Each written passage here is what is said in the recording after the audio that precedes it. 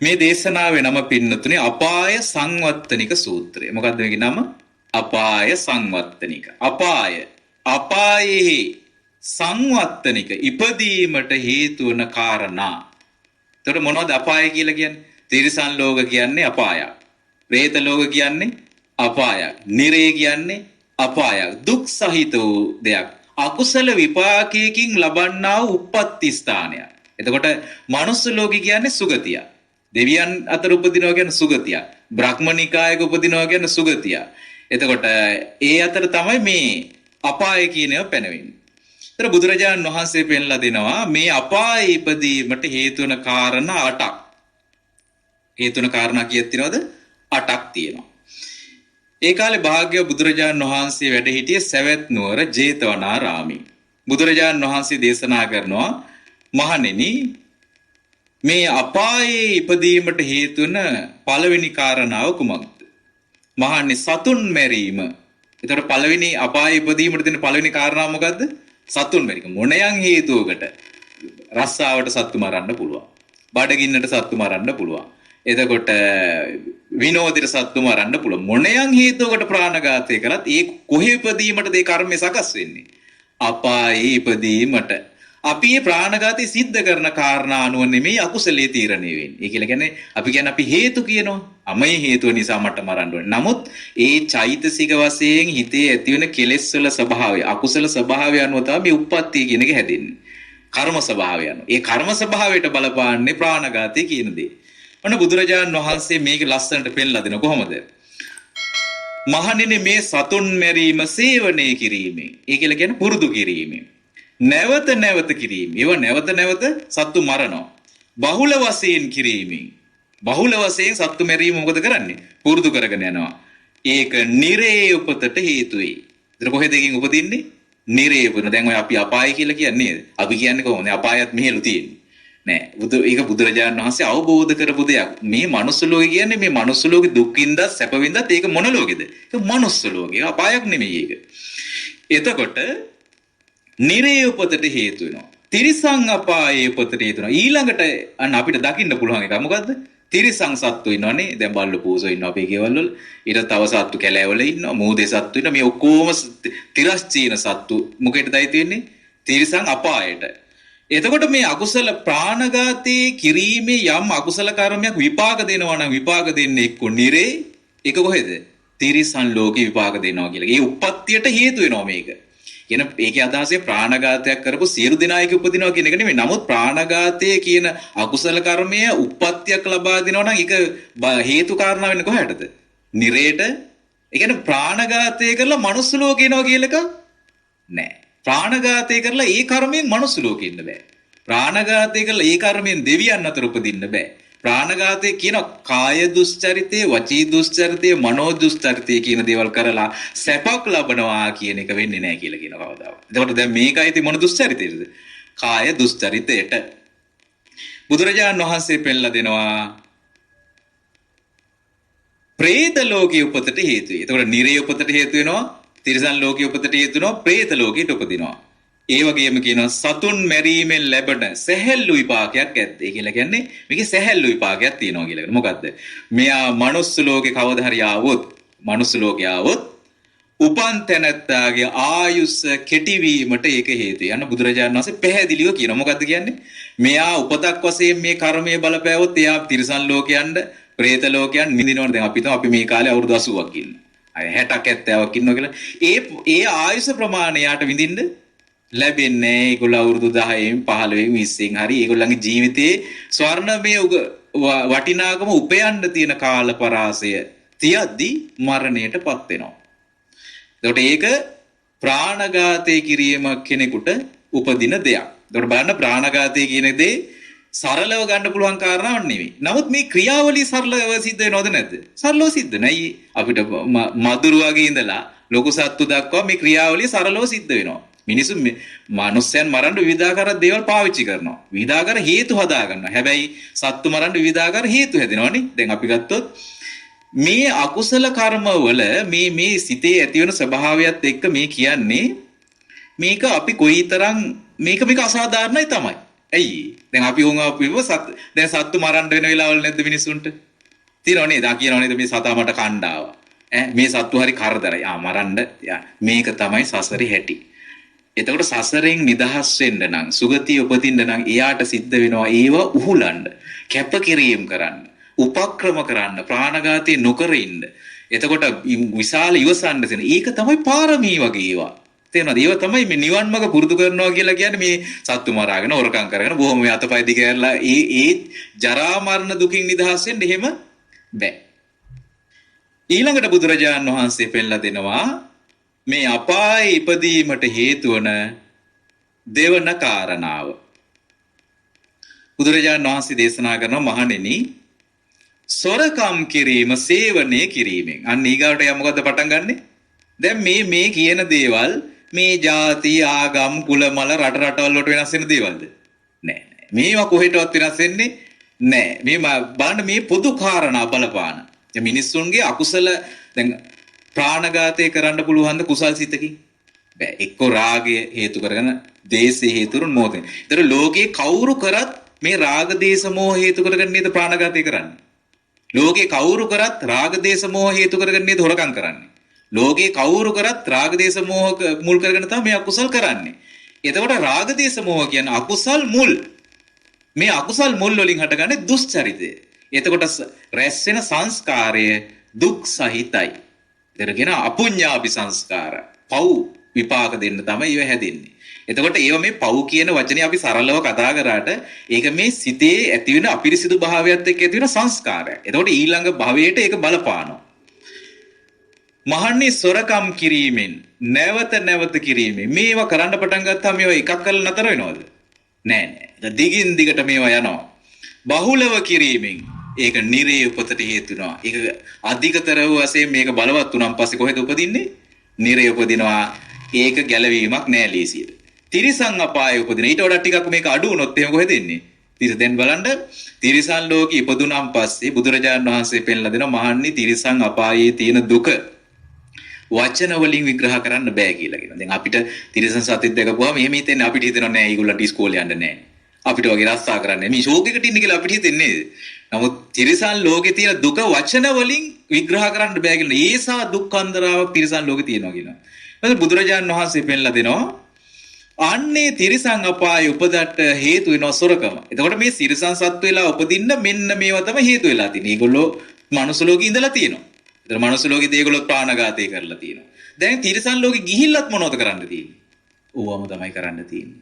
ඒකයි කියනවා මේ අපායේ ඉපදුණු කෙනෙක් ලේසියට තිරිසන් ලෝකේ ඉපදුණු කෙනෙක් ලේසියට නැවත සුගතියක් ලබනවා කියන එක වෙන්නේ නැහැ කියලා කියනවා. ඒකට හේතුව තමයි කියලා යහපත කිරීම, හොඳ කිරීම, කුසල් වැඩිම, පින් කිරීම කියන දෙයක් මහන්නේ තිරිසන් ලෝකේ නැහැ කියලා කියන. එහෙම දෙයක් නැහැ මේ ලෝකේ. එහෙම දෙයක් දන්නේ නැහැ. එහෙම දෙයක් පුරුදු කරන්නේ නැහැ. දැන් කෑමක් දුන්නොත් බෙදා හදාගෙන කනවා කියන එක අපි කරනවා. තිරිසන් ලෝකේ කරනවාද ඒක? කරන්නේ නැහැ ඒගොල්ලෝ. ඒගොල්ලෝ පුළුවන් නම් මරාගෙන කනවා. ඒ වගේ.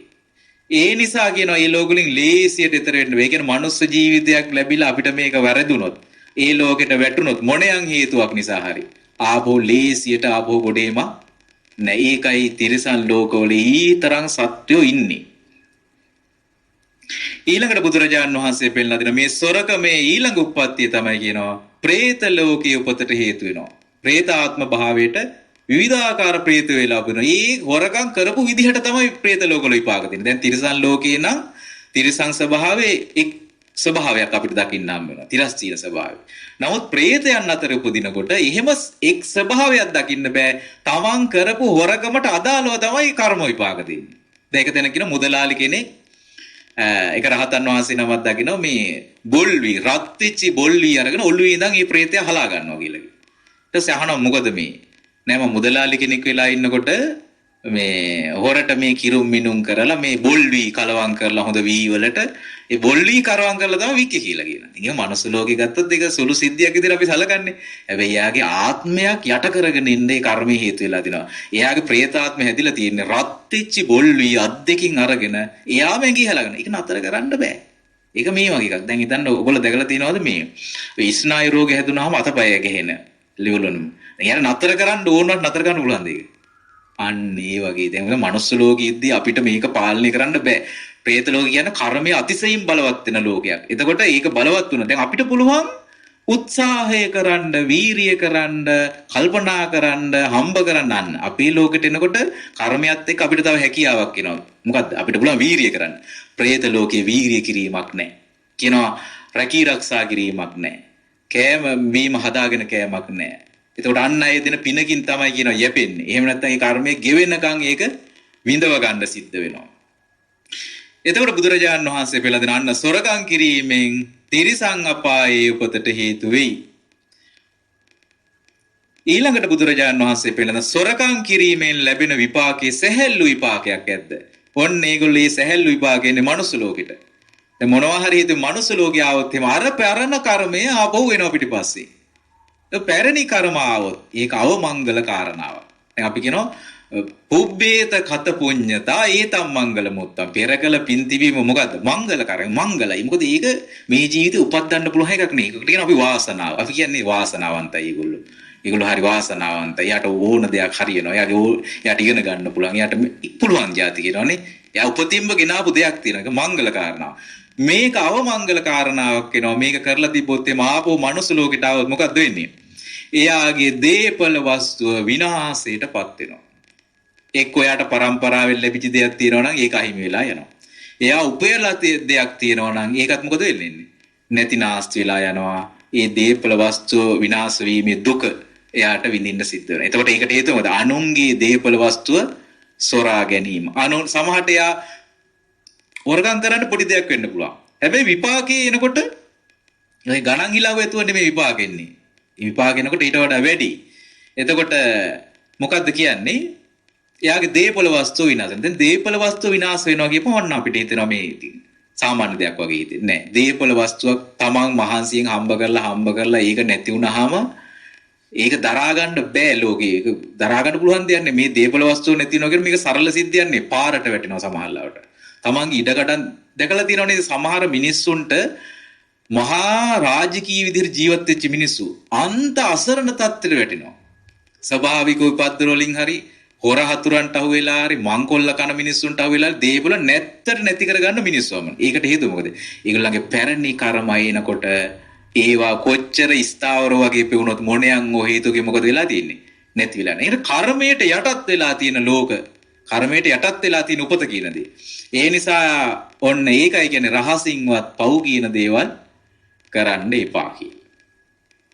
ඊළඟට බුදුරජාණන් වහන්සේ පෙන්නලා දෙනවා දැන් අපාය ඉපදීමට පළවෙනි කාරණාව තමයි හේතු වෙන ප්‍රාණඝාතය. දෙවෙනි කාරණාව මොකද්ද? සොරකම. එතකොට ඒ වගේ සැහැල්ලු විපාකයක් තියෙනවා. තුන්වෙනි කාරණාව තමයි මහණෙනි වැරදි කාම සේවනය කිරීමෙන් නැවත නැවත කිරීමෙන් බහුලව කිරීමෙන් නිරේ උපතට හේතු වෙනවා. තිරිසන් අපායේ උපතට හේතු වෙනවා. പ്രേත ලෝකයේ උපදිට හේතු වෙනවා. එහෙනම් පංචශීලයේදී කියන මේ සිල්පද දැන් තුනක් අපි කතා කරා. මේ ඔක්කොම කොහේ උපතට හේතු වෙන්නේ? ඔව් සීලය රැක්කොත් සුගතියට හේතු වෙනවා. මේ දුස්සීල භාවයන් කියන දේවල් මේ දුස්සීල භාවයන් කියන දේවල් අමුතුවෙන් සමාදන් වෙන්න ඕන දේවල් නෙමෙයි. නේ? දැන් මේ සිල්වත් භාවය කියන සමාදන් වෙලා රකින්න ඕන එක. දුස්සීල භාවය කියන අමුතුවෙන් රකින්න එක නෙමෙයි. ඒක එහෙනම් මේ දුස්සීල භාවය කියන දේ මේ අකුසල ධර්මයන්ගේ යෙදීම කියන දේ ලෝකේ සියලු සත්‍යයන් තුළ තියෙනවද දකින්න ලැබෙනවද නැද්ද? ලැබෙනවා. ඒක උපතින්ම මේක ගේනවා. හොරකම, ප්‍රාණඝාතය. දැන් පොඩි ළමයා පව සත්තු දෙක පව මරන්න මානසිකයක් තියනව නේද? ඇයි ඒ රාග දේශ මොහත් එක තියෙන. රාගේ ආසාව නිසා කරනවා. දේශේ වෛරය නිසා කරනවා. මෝහය බය තැති ගැනීම නිසා කරනවා. තේරෙනවද? මේ කාරණා තුන තමයි මේකට මුල් වෙන්නේ. හොරකමටත් මේක මුල් වෙනවා, වැරදි කාම සේවනටත් මේක මුල් වෙනවා, ප්‍රාණඝාතයටත් මුල් වෙනවා. එතකොට ඒ වැරදි කාම සේවනය කිරීම නිසා, තමන්ගේ ස්වාමියා ඉක්මවා යෑම නිසා, තමන්ගේ බිරිඳ ඉක්මවා යෑම නිසා, ඒ අනියම් සම්බන්ධතා ආදී පවත්වීම නිසා ඇති වෙන අකුසල කර්මයන්ගෙන් උප්පත්තිය හේතු වෙන්නේ නිරේට, තිරිසන් ලෝකයට, പ്രേත ලෝකයට. එතකොට මේ මොන බාධාවත් එයා මේ සිල් රකින්නවා නම් එයා සීලයෙන් සතුටු වෙන කෙනෙක්. මොකෙන්ද සතුටු වෙන්නේ? සීලයෙන් සතුටු වෙනවා. අපි මේ සිල්වත් ජීවිතයක් ගත කරනවා. අපි උදාාර වූ ජීවිතයක් ගත කරනවා. අපි බුදුරජාණන් වහන්සේගේ මාර්ගය පුරුදු කරමින් වාසය කරනවා කියලා ඒගොල්ලෝ සතුටුවෙන් වාසය කරන්නේ. වැරදි කාම සේවනය කිරීමෙන් ලැබෙන සැහැල්ලු විපාකයක් ඇද්ද? බොහෝ අයට සතුරන් සහිත වෛරයටපත් වෙයි. ඒක දැන් මනුස්ස ලෝකයේ ආව බව හැමතැනම හතුරු. දැන් අපි ගත්ත වැරදි කාම සේවනය කරන්න පටන් ගත්තාන් පස්සේ තමන්ගේම අය ඔක්කොම හතුරු වෙන්නේ නැද්ද? ස්වාමියා වැරදි කාම සේවන බිරිඳ හතුරෙක් වෙනවා. බිරිඳ වැරදි කාම සේවන ස්වාමියා හතුරෙක් වෙනවා. දරුවෝ හතුරු වෙනවා. අසල්වාසීන් හතුරු වෙනවා. ජීවත් වෙලා ඉද්දිම මේක ආවෝ මනුස්ස ලෝකයේ ආවොත් ඔක්කොම හතුරු වෙනවා කියලා. ඒ කියලා කියන කිසිම විශ්වාසවන්ත මිනිස්සෙක් හැදෙන්නේ නැහැ. විශ්වාසයේ බිඳීම. අන් අයගේ විශ්වාසයේ බිඳීම අන් අයගේ ජීවිතේ අර්බුද ඇති කිරීම ප්‍රතිඵලයක් වශයෙන් එයාගේ ජීවිතේත් අර්බුදයක් ඇති වෙනවා. එයාට කවුරුත් මෛත්‍රී කරන්නේ නැහැ. දැන් අපි කියන්නේ ඒ බැලුවා මේ මිනිස්යාගේ කිසි වරදක් නැහැ. වරදක් කරන මිනිස්සෙක් නෙමෙයි. හැබැයි හැමෝම කියන්නේ මොකද්ද? මේ මිනිහා මට පේන්න බෑ. කියන්න වැරද්දක් නැහැ. මේ මිනිස්සයා මට පේන්න බෑනේ. තැනකට ගන්න හිතෙන්නේ නැහැ.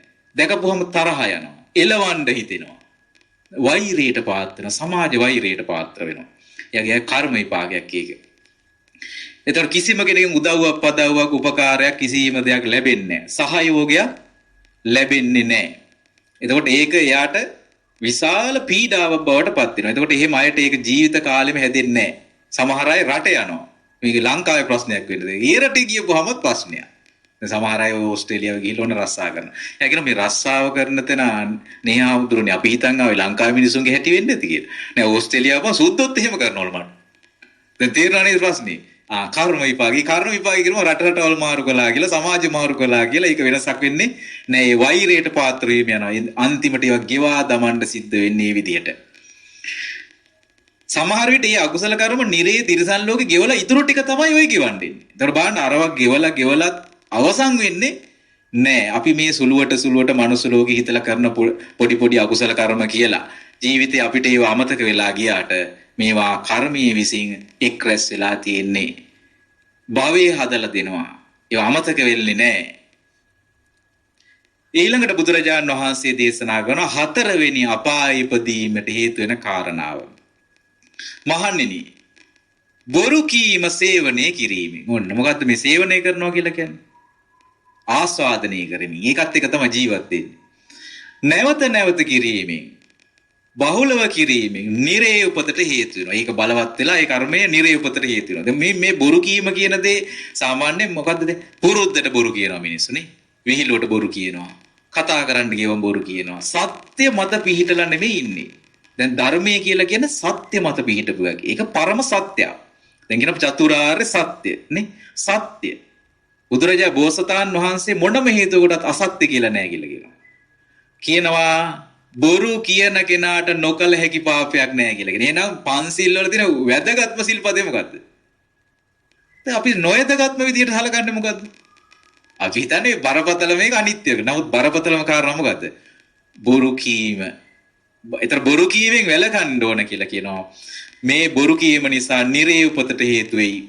තිරිසන් අපායේ උපතට හේතු වෙයි. പ്രേත ලෝකයේ උපතට හේතු වෙයි.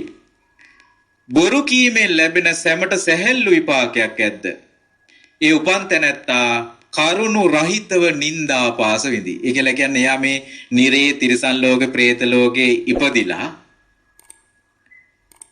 යම් දවසක මනුස්ස ලෝකේ ආවොත් එයාට නිന്ദා විඳින්න වෙන්නේ කරපු දේවල් වලට නෙවෙයි.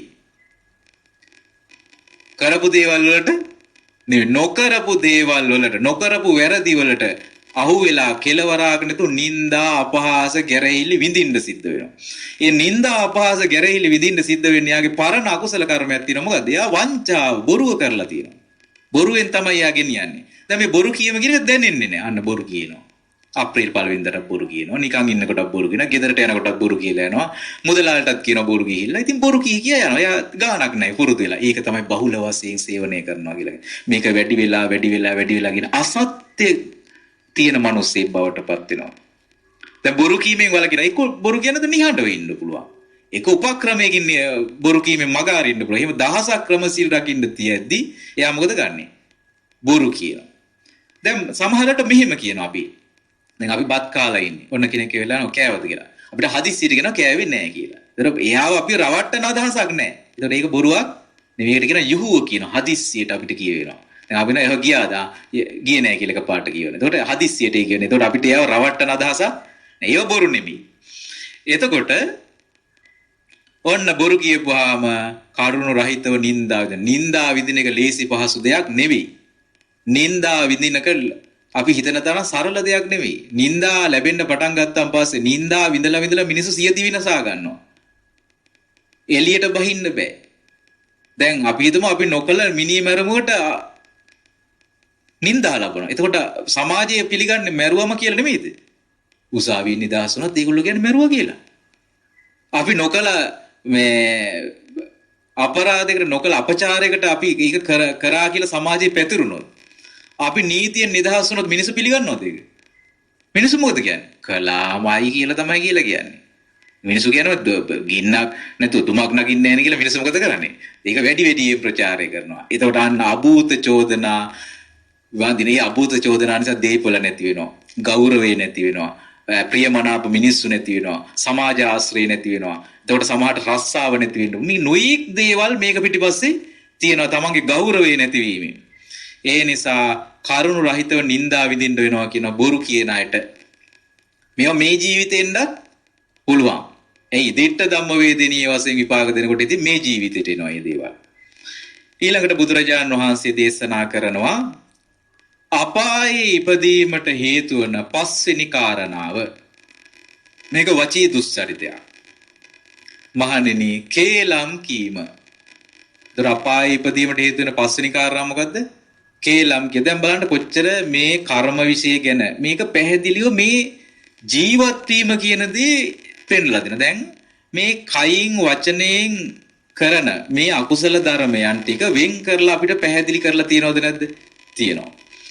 දැන් මේ කේලම කියන්නේ මොකද්ද? මෙතනින් අහගෙන ගිහින් එතන කියනවා එතන බිඳවන්න. එතනින් අහගෙන ඇවිල්ලා මෙතන කියනවා මෙතන බිඳවන්න. හිතවත්කම් වලට කේලම් කියනවා. යාළු මිත්‍රකම් වැඩි කරගන්න කේලම් කියනවා. මිනිස්සු අවුලවන්න කේලම්. නොයිකුත් කේලම් මිනිස්සු කියනවා. බොරුත් කියනවා කේලම් විදියට නේ. කවුරුත් බැනලා නැහැ. ගිහින් කියනවා මේ අසවල ඔයාලට බැන්නා.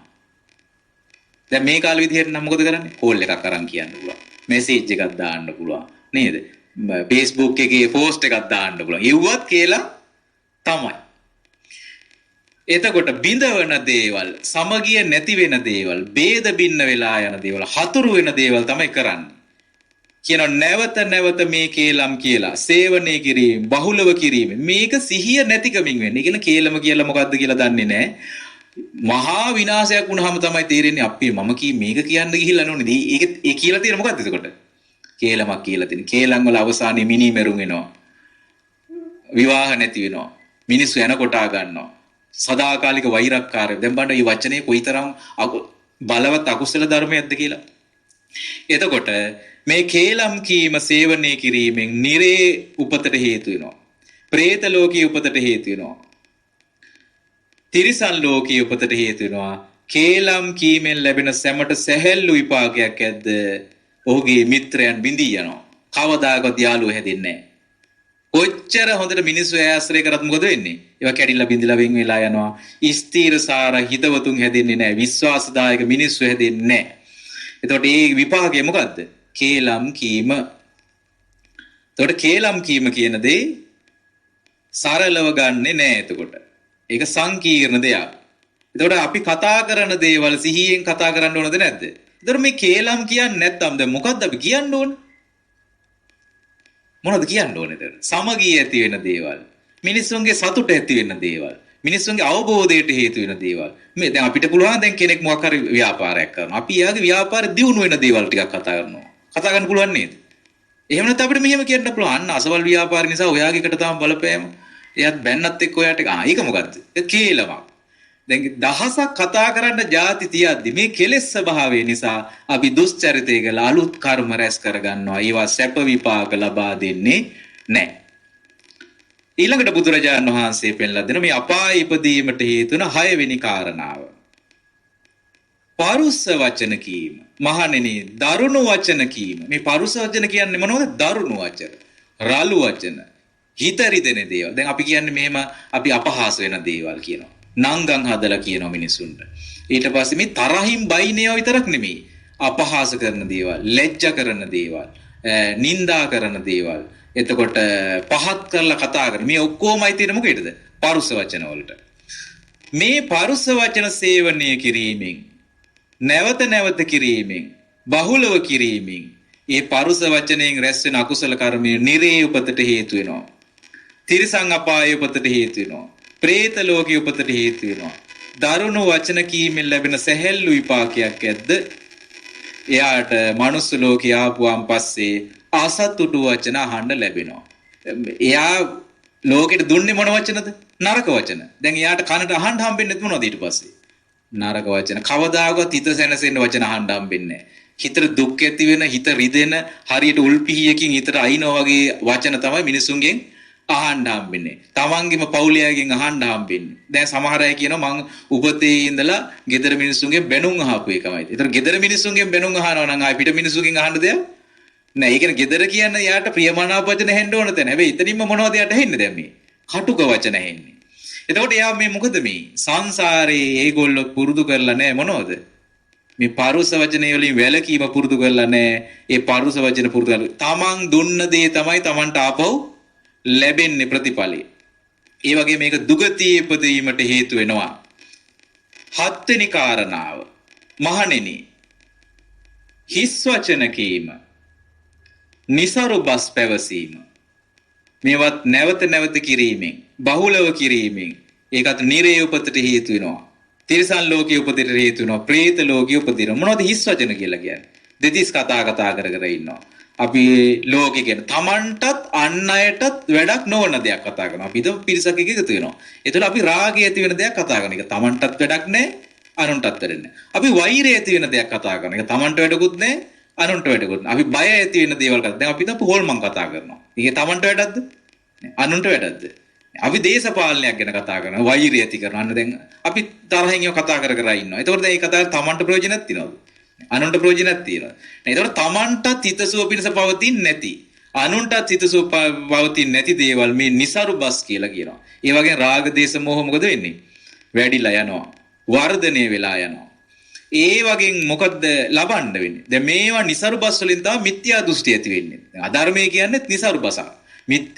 මිත්‍යා දෘෂ්ටි ඇති වෙන්නේ, නැති ද්වේෂය ඇති වෙන්නේ, නැති ආසාවල් ඇති වෙන්නේ, නැති වෛරයන් නැති වෙන්නේ, නැති අමනාපකම් ඇති වෙන්නේ. මේවා හේතු වෙනවා. ඒකයි මේවා දිගින් දිගට යනවා කියලා කියන්නේ. බුදුරජාණන් වහන්සේ පෙන්ලා දෙනවා මෙයාට තියෙන ප්‍රශ්නේ මොකද්ද? එයාගේ වචන කවුරුත් විශ්වාස කරන්නේ නැහැ. එයා මනුස්ස ලෝකේ ආයේ ආවොත් නිරේ තිරිසන් ලෝකේ പ്രേත ලෝකේ ඉපදිලා එයා යම් දවසක මනුස්ස ලෝකේ ආවොත් එයාට තියෙන ප්‍රශ්නේ තමයි එයාගේ වචන කවුරුත් අදහන්නේ නැහැ. ගෙදර අය පිළිගන්නේ නැහැ. සමාජය පිළිගන්නේ. එයා උගන්වන්න ගියත් උගන්වන මිනිස්සු ඒක පිළිගන්නේ නැහැ. එතකොට එයා කොයිතරම් ඇත්තන් ලෝකෙට කිව්වද? ඒක කවුරුත් පිළිගන්නේ නැහැ. බණ නම් ජීවිතේට කියන්න බෑ. ඇයි? කවුරුත් පිළිගන්නේ නැහැ. ඒක අදහන්නේ නැහැ. එතකොට ඒ හිතෙන්නේම මොකද්ද? මෙයා මේ වංචාවක් කරන්නේ. මෙයා මේ බොරුවක් කරන්නේ. එතකොට එහෙම තමයි විශ්වාසයක් ගොඩ නැගෙන්නේ නැහැ. ඇයි? ඒගොල්ලෝ નિසරු බස් කියලා දෙනවා. බුදුරජාණන් වහන්සේ මේ નિසරු බස් නොකීම නිසා තමයි කියනවා මේ ලෝකයේ බොහෝ ජනතාව දෙවි මිනිසුන් සහිත ලෝකයේ ජනතාව මේ බුදුරජාණන් වහන්සේගේ වචනය අහන්නේ, පිළිගන්නේ, විශ්වාස කරන්නේ. එතකොට මේ සත්‍ය වූ වචනය අදහනවා, විශ්වාස කරනවා, පිළිගන්නවා. එතකොට මේ වචී දුස්චරිත. එතකොට බොරුව, කේලම, පරුස වචන, හිස් වචන මේ ඔක්කොම හතරම එම්ම රැස්වෙන කර්මයේ උපත හදලා දෙන කොහෙද? නිරේ, තිරිසන් ලෝකේ, പ്രേත ලෝකේ. ඒ වගේම ඒවට වෙන් වෙච්ච වෙනත් විපාක තියෙනවා. ඒවට වෙන් වෙච්ච මනුස්ස ලෝකේ ආවොත් මේක දැන් නිරේ තිරිසන් ලෝකේ ගියේ නැත්තම් බැරි වෙලා මනුස්ස ලෝකේ ආවොත් එයාට මනුස්ස ලෝකේ ඉහ ගහගෙන ඉන්න පුළුවන් කමක් නෑ. ඇයි? නිකරුණේ නින්දා විඳින්න සිද්ධ වෙනවා. අභූත චෝද. දැන් සමහර එක අභූත චෝදනාවක් ඇති මුළු ජීවිතේම එකකින් ඉවර වෙන්න. මුළු ජීවිතේම ඒ එක අභූත චෝදනාවක් ඇති ඉවර වෙන්න. එතකොට සමහර නින්දා දින මුළු ජීවිතේටම මේක බලපානවා. එතකොට සතුරු හැදුනා මුළු ජීවිතේටම බලපානවා. ආයුෂ අඩු වුණා මුළු ජීවිතේටම බලපානවා. තමන් කවුරුත් විශ්වාස කරන්නේ නැත්තම් ඒක මුළු ජීවිතේටම බලපානවා. තමන්ට මිනිස්සු බනිනවා නම් අපහාස කරන එක මුළු ජීවිතේටම බලපානවා. ඒවා සැහැල්ලු විපාක කියලා මේ දේශනාවේ තිබුණාට මනුස්ස ලෝකෙට ආවන් පස්සේ ඒවා සැහැල්ලු වෙන්නේ නැහැ. එතකොට බරපතල ඒවා තමයි නිරේ, තිරිසන් ලෝකේ, പ്രേත ලෝකේ උපතට හේතු වෙනවා. එතකොට දැන් කරුණු කීයද අපාය උපදින්න? ඒ තියෙන 7ක් තියෙනවා. අටවෙනි එක තමයි ඉගෙන ගන්න. මොකද්ද? පළවෙනි එක තමයි ප්‍රාණඝාත, සත්තු මැරීම, සොරකම, වැරදි කාම සේවනය, බොරු කීම, කේලාම් කීම, පරුස වචන කීම, හිස් වචන කියන. දැන් අපි මේක ඉගෙනගෙන ඉගෙන ගන්න. අපි මේවා දල්නවා යම් මට්ටමකින් නේද? එතකොට අපි දහම් පාසලේදී මේක ඉගෙන ගන්න. දැන් මේක ඉගෙනගෙන හිතන්නේ මේක දැන් මේක ඉතින් සාමාන්‍ය දෙයක් වගේ අපිට වෙලා තියෙන්නේ. නමුත් මේක තමයි ධර්මයේ තියෙන ගැඹුර කියලා කියන්නේ. මොකද්ද ගැඹුර කියලා කියන්නේ? තේරුම් ගන්න අමාරු නෑ ධර්මයේ. පුරුදු කරන එක ගැඹුරුයි. ඒකෙන් ලැබෙන ප්‍රතිඵලය ගැඹුරුයි. ඒකෙන් මේ කතා කරන්නේ මේ ජීවිතෙන් පරලොවත් අතර සම්බන්ධයක් ගැන කතා කරන්නේ. මේ සංස්කාර යලි උපතකට බලපාන හැටි. ඒක තමයි මේකේ තියෙන ගැඹුර. එහෙම නැතුව නොතේරෙනකම ගැඹුරක් නෙවෙයි. නොතේරෙනකම කියනක මේක මට තේරුන්නේ එච්චරයි. ඒක ගැඹුරක් නෙවෙයි. ඒක අමාරුකමක් නෙවෙයි. බුදු කෙනෙක් ධර්මයක් දේශනා කරද්දී ඒක පැහැදිලි කරලා දෙන්නේ තේරුම් ගන්න. දැන් තේරුම් ගන්න නැතුව ඒක පුරුදු කරන්න බෑ. හත්වෙනි කාරණාව මහණෙනි, අටවෙනි කාරණාව මහණෙනි, මත්පැන් මත්ද්‍රව්‍ය භාවිතය කිරීමෙන්, සේවනය කිරීමෙන්. එතකොට මත්පැන් මත්ද්‍රව්‍ය නොඑක් මත්ද්‍රව්‍ය දෙන අතීතයේ යම් මත්ද්‍රව්‍යයක් තිබුණා. වර්තමානයේ යම් තේ අනාගතයේ අලුතෙන් හැදෙන දෙයක් ඇද්ද? මත් වීමටත් ප්‍රමාදයටත් හේතු වෙන යම්මෝ අමුද්‍රව්‍යයක් ඇද්ද? මේ සියලු දේ මේකට අයිති. එතකොට ඒක අයිති යන්නේ අයිති දේ වල නැවත කරන්න පටන් ගන්න. මේවා පුරුදු කරපුවා නැවත කරන්න වෙනවා. බහුල වශයෙන් කිරීමෙන් මේ වගේ රැස් වෙන අකුසල කර්මය නිරේ උපතට හේතු වෙනවා. සිහිය නැති වෙනවා, කල්පනාව නැති වෙනවා, සුචරිතය නැති වෙලා යනවා, අවබෝධය නැති වෙලා යනවා, ඥානෙ නැති වෙනවා. එයාගේ සම්පූර්ණ අවබෝධය වෙහිලා තියෙන්නේ. එතකොට නිරේ උපතට හේතුයි. තිරිසන් අපායේ උපතට හේතුයි. പ്രേත ලෝකයේ. දැන් ඒගොල්ලෝ මේවා පාවිච්චි කරපුවාමත් ඉන්නේ වගේ නේද?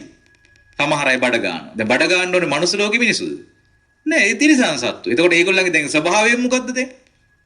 දැන් සමහර රටවල ගිහපුවම පාරවල් වල සමහර පැතිවල තියෙනවා. ඉතින් අවුරුදු 25 26 ළමයි එක මද්ද්‍රව්‍ය ජාති අරගෙන පොළොවේ බුදියගෙන ඉන්නේ. ඒ පාරවල දිගට හරහාට බුදියගෙන. තව ලංකාවේ එහෙම ඇවිල්ලා නැහැ. ඉස්සරහට එයි මං හිතන්නේ. එතකොට දැක්කද අසත්පුරුෂයන් විසින් දායාද කරලා තියෙන්නේ යහපතත් එතකොට. නෑ, මේ මනුස්ස ජීවිතයට වැඩක් ගන්න බෑ අපෝ. සමහර අය ජීවිතයට අයවලු උස්සන්නේ නැහැ. මොකද ඒගොල්ලන්ගේ ශරීරය මැරිලා, ස්නායු මැරිලා, ඒ වගේ ප්‍රශ්න. බුදුරජාණන් වහන්සේ පෙන්ලා දෙනවා මේකේ සැහැල්ලු විපාකයක් ඇද්ද? මද්ද්‍රව්‍ය පාවිච්චි කිරීමේ සැහැල්ලු විපාකයක් ඇද්ද? මනුස්ස ලෝකේ ආවට පස්සේ උම්මත්තක භාවයටපත් වෙනවා. කවදා හරි මනුස්ස ලෝකේ ආවම කල්පනාව නැහැ. උපතින්ම යම්කිසි මානසික අඩුපාඩු ඇතුව යමක් තේරුම් ගන්න බැරුව සාමාන්‍ය ජීවිතයක් ගත කරන්න බැරි උමතු භාවයට යා පාත්‍ර වෙනවා. එතකොට එයාට තියෙන එක දුක් සහිත ජීවිතයක්. එතකොට මේකෙන් නිරය උපදිනවා, තිරිසන් ලෝකෙ උපදිනවා, പ്രേත ලෝකෙ උපදිනවා, මනුස්ස ලෝකේ આવොත් උම්මත්තකව හෝසි. උම්මත්තක භාවයට පත් වෙන. බොහෝ වෙලාවට මේගොල්ලෝ මනුස්ස ලෝකෙ ඉන්නේ නෑ ලීසියකට. ආවොත් එන්නේ අර ටික තමයි විශාල මානසික රෝග හැදෙනවා. ජීවිත කාලෙ මේක තියෙන හොඳ වෙන්නේ නෑ. ඇයි ඒක කර්ම විපාකයට යටත් වෙලා තියෙන්නේ. සාමාන්‍යයෙන් එනවට බෙහෙත් ගන්න පුළුවන්. කර්ම විපාකින් එනවට ලීසියෙන් ඒ කර්මයේ ගෙවෙනකන් ඒක හරියන්නේ නෑ. ඒ නිසා මෙන්න මේ අපාය ඉපදීමට හේතු වෙන කාරණා අපි තේරුම් ගන්න. මේ ධර්මය අපි පුරුදු කරොත් කොහෙද උපදින්නේ නැත්තේ? අපාය උපදින්නේ නැහැ. තිරිසන් ලෝකේ, പ്രേත ලෝකේ නිරේ උපදින්නේ නැහැ. එතකොට ඒකෙන් අපි ගැලවෙනවා. ඒ වගේම මේ අකුසල කර්ම වල තියෙන බරපතල විපාක වලින් අපි ගැලවෙනවා. දැන් මේ දේශනාවේ තියෙන සංක්ෂිප්ත විස්තරයක්. මීට වඩා විස්තර මේ වගේ තියෙනවා. එතකොට අපි ධර්මයේ අදාහගත්තා කියන ඔන්න බුදුරජාණන් වහන්සේ මට මේ කරුණාවට දේශනා කරා. මම මේ කරුණාවට පුරුදු කරා යන. එතකොට එයා පුරුදු කරන්නේ බුදුරජාණන් වහන්සේ කියපු දේවල් ටිකක් එයා ජීවිතේ පුරුදු කරනවා. ධර්මයේ පුරුදු කරන්න ඒක ලේසි තැනින් අපි අල්ල ගන්න ඕනේ. එතකොට මේ ලේසි තැනින් අල්ලගත්තා අපිට ධර්මයේ පුරුදු කරගන්න ලේසි. ඉතින් මේ පින්නතුන්ටත් ඒ උතුම් ධර්මයේ පුරුදු කර ගැනීමට වාසනාව උදා වේවා. සාදු සාදු සාදු. රැස්කලා වූ සියලුම පුණ්‍ය ධර්මයන් සියලු දෙවියන්ට අනුමෝදන් කරමු. සියලුම අල්පේසාක්‍ය මහේසාක්‍ය සියලු දෙවියෝ සතුටු සිතින් මේ පින් අනුමෝදන් වෙත්වා. දෙවියන්ගේ දිව්‍ය ආශ්චර්ය දියුණු වේවා. දෙවියෝද ප්‍රාර්ථනීය බෝධියකින් අමා මහ නිවන් සුව අවබෝධ කරගනිත්වා. සාදු සාදු සාදු.